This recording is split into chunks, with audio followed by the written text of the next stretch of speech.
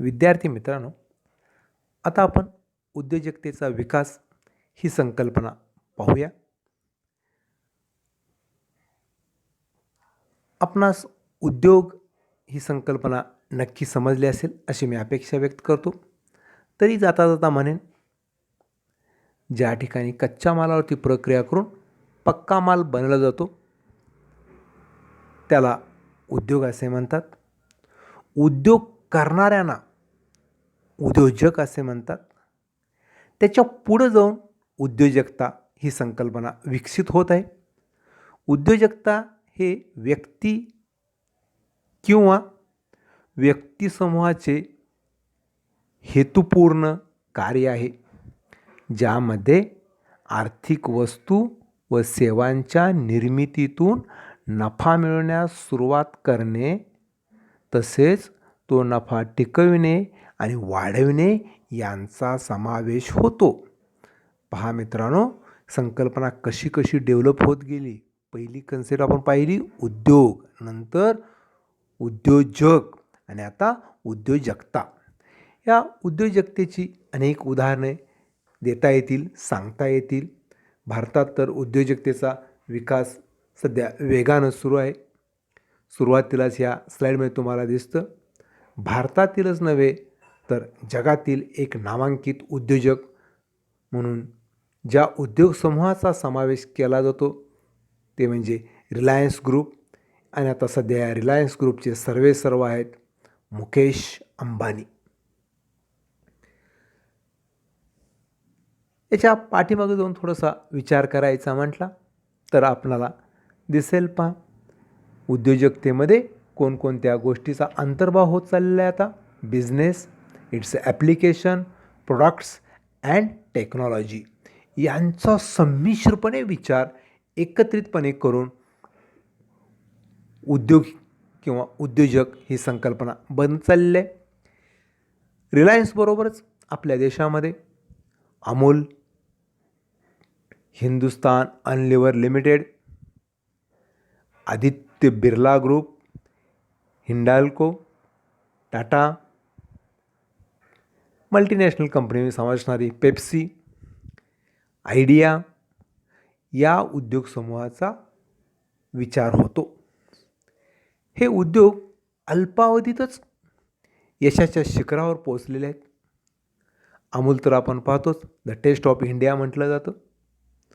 सहकार क्षेत्रातील अग्रगण्य असणारा हा दुग्ध उद्योग आहे. टाटांच्याविषयी काय बोलावं. स्वातंत्र्यापूर्व भारतामध्ये 2च आयर्न अँड स्टीलमध्ये काम करणारे उद्योग होते. त्यामध्ये टिस्को आणि इस्कोचा समावेश केला जातो. टिस्को म्हणजेच Tata iron and still company limited. म्हणजे स्वातंत्र्यपूर्व काळापासून असणारा हा उद्योग आहे. आयडियानं कम्युनिकेशन क्षेत्रामध्ये प्रचंड प्रगती केलेली आहे. त्याचे प्रमुख आदित्य बिर्लाच आहेत. याविषयी आपणास असं म्हणता येईल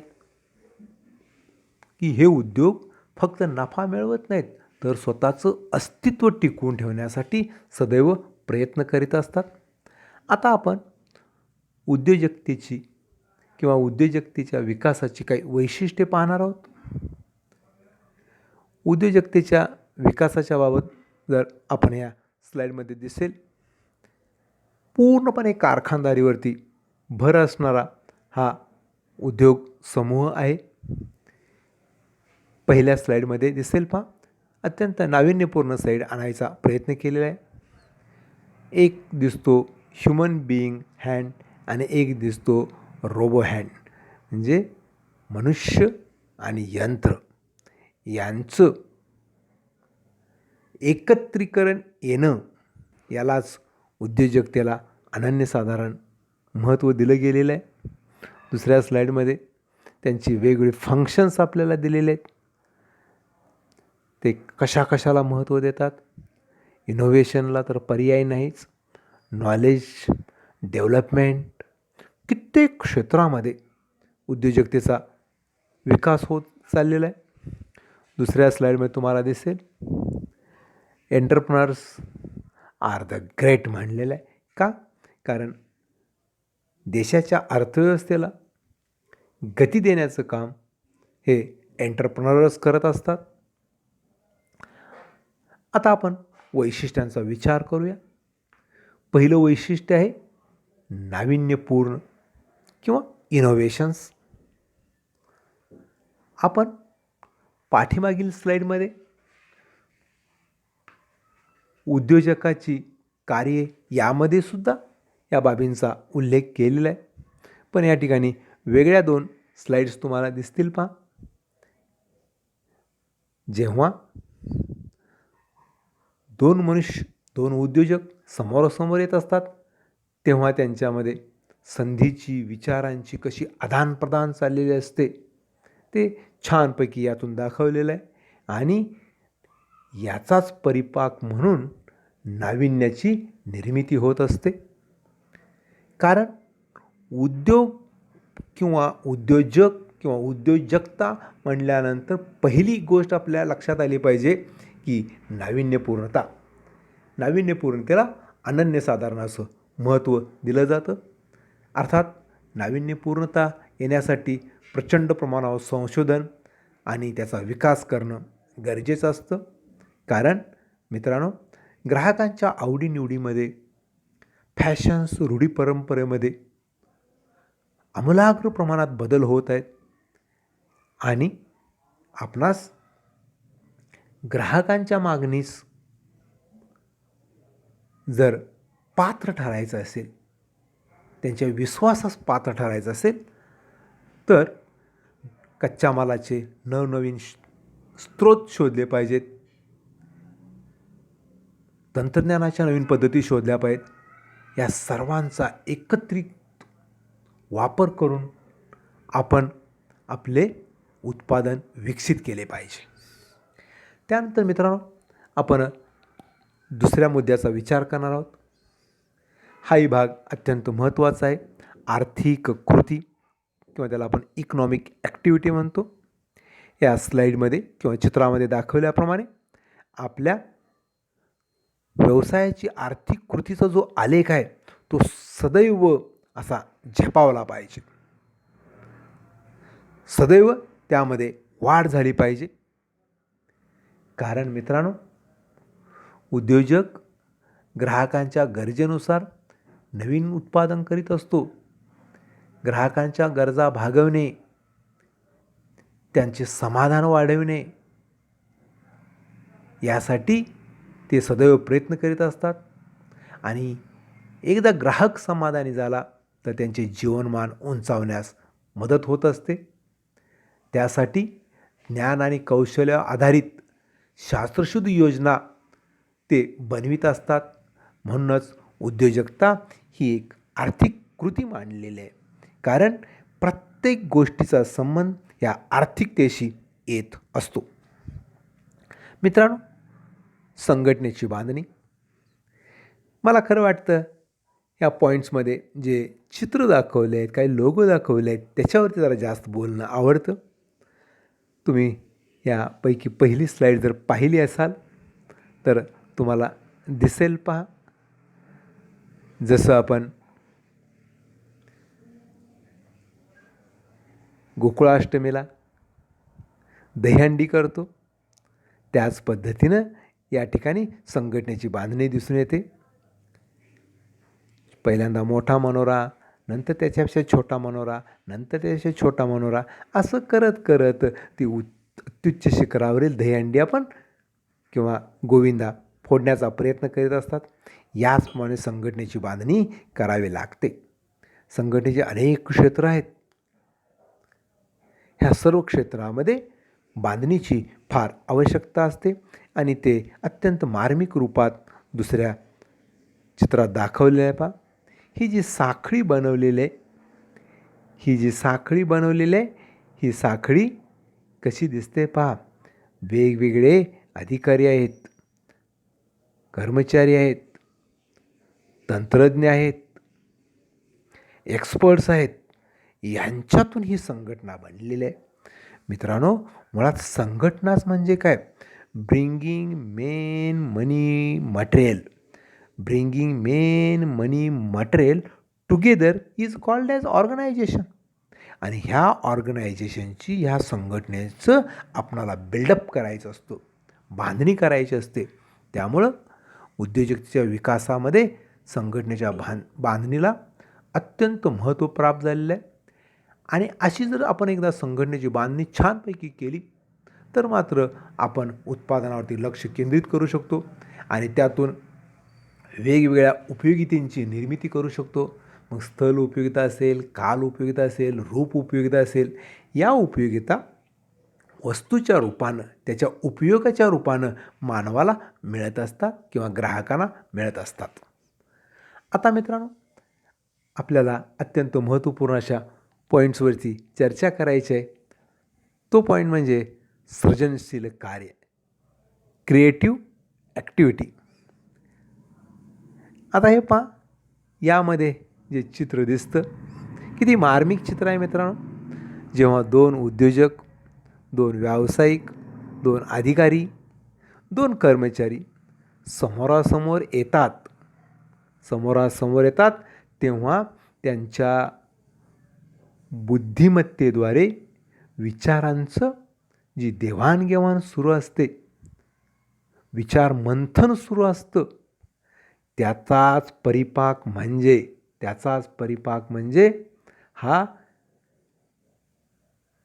देदीप्यमान, प्रकाशमय असं ध्येय निश्चित होतं किंवा ध्येय आकारास येतं. आणि त्याचा मिळणारा प्रकाश हा निश्चितच उद्योग व्यवसायांना एक आशेचा किरण देऊन जात असतो. कारण सृजनशीलता म्हणजे काय हो? नाविन्याची निर्मिती किंवा नाविन्यास सृजनशीलतेचा भक्कम पाठिंबा देणे म्हणजे सृजनशीलता असं मानलं जातं. सृजनशीलता ही अशी संज्ञा आहे की ज्यामध्ये नवनिर्मितीला अनन्यसाधारण असं महत्त्व दिलेलं असतं. सृजनशीलतेचं उद्योगांच्या समोर फार मोठं आव्हान असतं. कारण समाजाच्या आज उद्योग व्यवसायाकडून असणाऱ्या अपेक्षा बदललेल्या आहेत. म्हणून उद्योजकांना हे फार मोठं आव्हान पेलवायचं असतं. त्यासाठीच प्रत्येक उद्योजक सृजनशीलपणे कार्य करण्याचा प्रयत्न करीत असतात. आपण आता 5व्या मुद्द्याचा विचार करणार आहोत.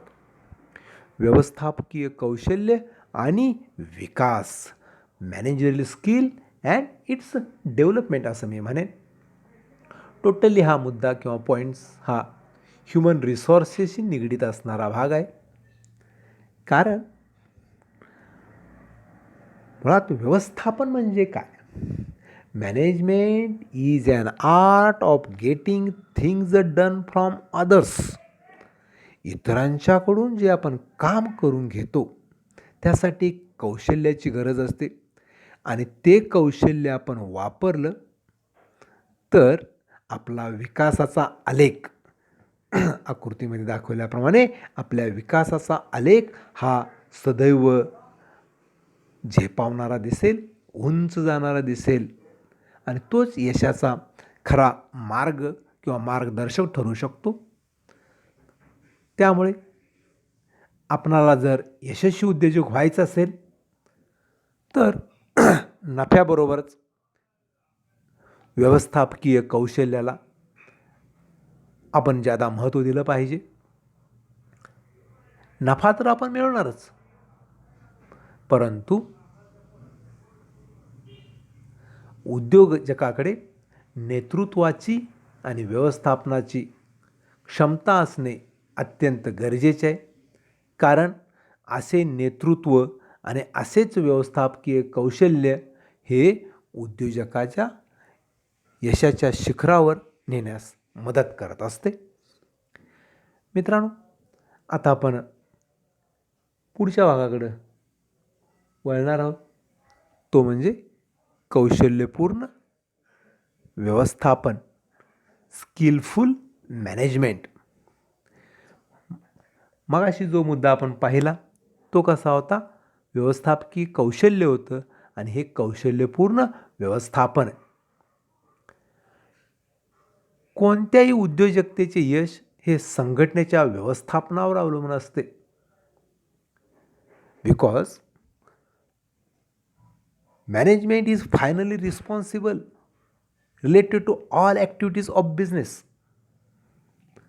म्हणून व्यावसायिक व्यवस्थापन आणि कुशल व्यवस्थापन यामुळे उद्योजकतेचे कार्य यशस्वी होण्यास मदत होते. कारण काय असतं मित्रांनो, उद्योजकतेला किंवा व्यवस्थापनामध्ये सर्वात जर महत्त्वाचा कोणता भाग असेल तर तो संघटना किंवा टीमला असतो. असं म्हणलं जातं, ग्रामीण भागातले अर्थात म्हण आहे, तुम्ही मला समजेल अशी मी अपेक्षा व्यक्त करतो. काय म्हणतात? गाव करील ते राव काय करील. ग्रामीण भागामध्ये सरपंच किंवा पोलीस पाटील ही महत्त्वाची व्यक्ती मानली जातात. हम करे सो कायदा असा त्यांचा विचार असतो. परंतु एकदा जर गावानं ठरवलं तर गावाच्या पुढं कोणाचंच काही चालत नसतं. अगदी त्याच पद्धतीनं व्यवसायामध्ये सुद्धा संघटनेनं जर ठरवलं तर अशक्यमधलं अशक्य कामसुद्धा ते यशस्वीपणे करू शकतात. त्यासाठी मात्र कौशल्यपूर्ण व्यवस्थापनाची फार आवश्यकता असते. सेकंड लाईफ पॉईंट काय म्हणतो पहा आपला?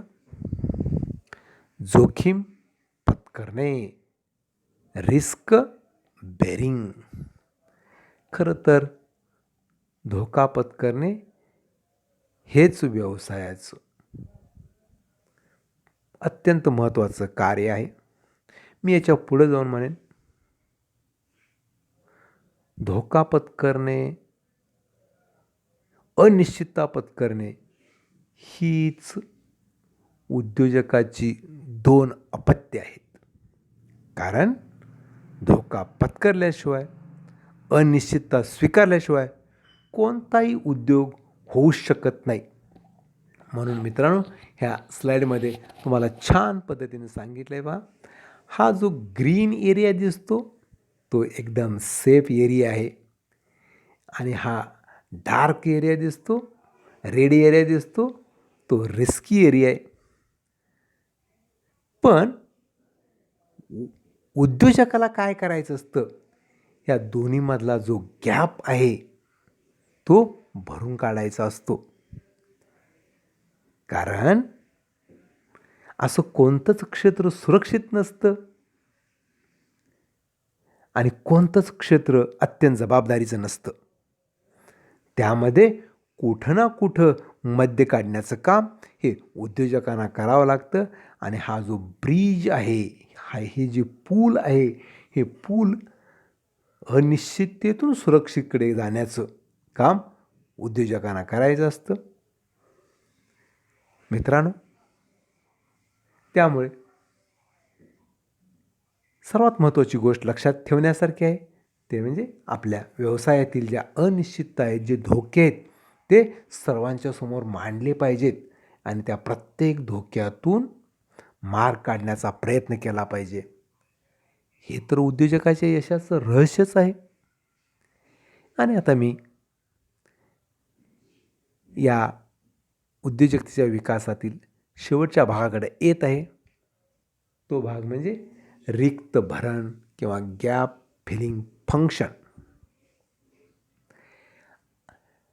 आता मित्रांनो, अलीकडं हा शासकीय स्तरावरती मोठ्या प्रमाणात वापरला जाणारा शब्द म्हणजे झिरो पेंडन्सी. कोणत्याही क्षेत्रामध्ये, व्यवसायामध्ये झिरो पेंडन्सी ही संकल्पना आता रूढ होत चाललेली आहे. म्हणजे पूर्वी एक म्हण होती, अगदी तीच म्हण मला आठवली म्हणून तुम्हाला सांगतो. कल का करो आज और आज का करो अब. या उक्तीप्रमाणे उद्योजकाला आपल्या व्यवसायातील सर्वप्रथम उणिवा शोधाव्या लागतील आणि ज्या उणिवा असतील त्याच्यावरती तात्काळ उपाययोजना शोधून उत्पादन कार्याच्या ज्ञानात सातत्य ठेवलं पाहिजे. कारण उत्पादन ही एक कंटिन्युअस प्रोसेस आहे, सतत चालणारी प्रक्रिया आहे. आज उत्पादन केलं म्हणजे आपलं व्यवसायाचं काम झालं असं होत नाही. ही नित्यनियमितपणे चालणारी प्रक्रिया आहे. ज्याप्रमाणे रेव्हेन्यू डिपार्टमेंटला झिरो पेंडिन्सी असती, तसंच आपल्या व्यवसायामध्ये गॅप फिलिंग फंक्शन आपण वापरलं पाहिजे. कारण हेच उद्योजकाचं सर्वात महत्त्वाचं वैशिष्ट्य मानलं गेलेलं आहे. उणिवा शोधणं आणि त्याच्यावरती उपाय शोधणं. असं जर करत गेलो आपण तर आपलं रिक्तभरण कार्य सहजपणे पूर्ण होऊन जाईल आणि हेच उद्योजकाला करावं लागतं. जे उद्योजक हे योग्य वेळी करतात त्यांना त्यांच्या व्यवसायाचा आलेख, त्यांच्या व्यवसायाच्या इमारती ही या पद्धतीनं आपल्याला उंच आणि उंच आकाशाकडे झेपावणाऱ्या दिसतील. पण जे रिक्तभरण कार्याकडं दुर्लक्ष करतील त्यांना मात्र उद्योग व्यवसायामध्ये यश मिळवताना फार अडचणी येतील. मला वाटतं उद्योजकतेचा विकास ही संकल्पना आपणास निश्चित समजली असेल अशी अपेक्षा व्यक्त करतो आणि थांबतो. धन्यवाद.